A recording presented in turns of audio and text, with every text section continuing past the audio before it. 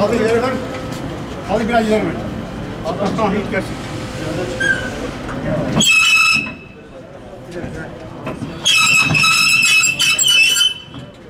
Gelsin.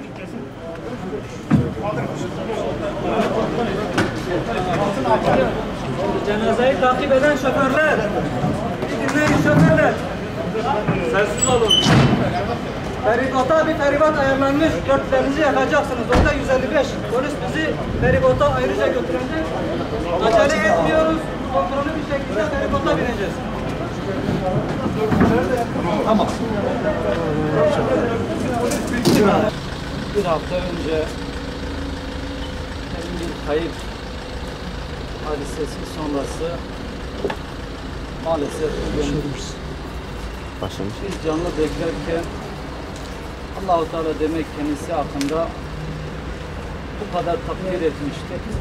Orhan kardeşimizi ehli iman, ehli İslam, ehli kıble biliyorduk. Siz nasıl biliyordunuz?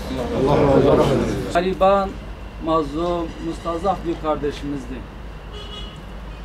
Olabilir ki insanlık, beşeri ilişkilerde insanın ister istemez birbirine hakları, hukukları geçiyor. Eğer varsa Orhan kardeşimizin üzerinde bir hakkınız helal ediyor musunuz? Evet. Niyet etsin Allah rızası için.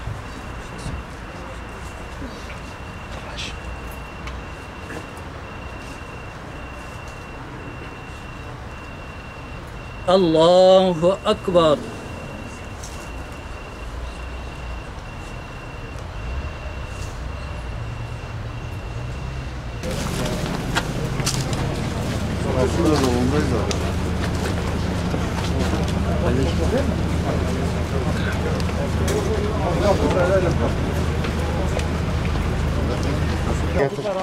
Sen bir dakika müsaade et. Bir dakika müsaade et. Buradan gel. Bu taraftan gel. O iki oradan gel. Alo kardeşlerim, kafa verin. Şöyle gel.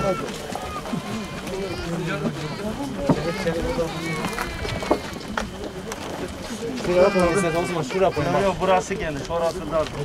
Bırak. Böyle bırak. Dön abi. Dön. Tam dön bırak. Tamam yeter. Orada taşlar da kaldı ha. Bir şey olmaz. Az geri alın. Taş sonra geçtir. Yılmaz yanlık olmayacak. Geçene tut.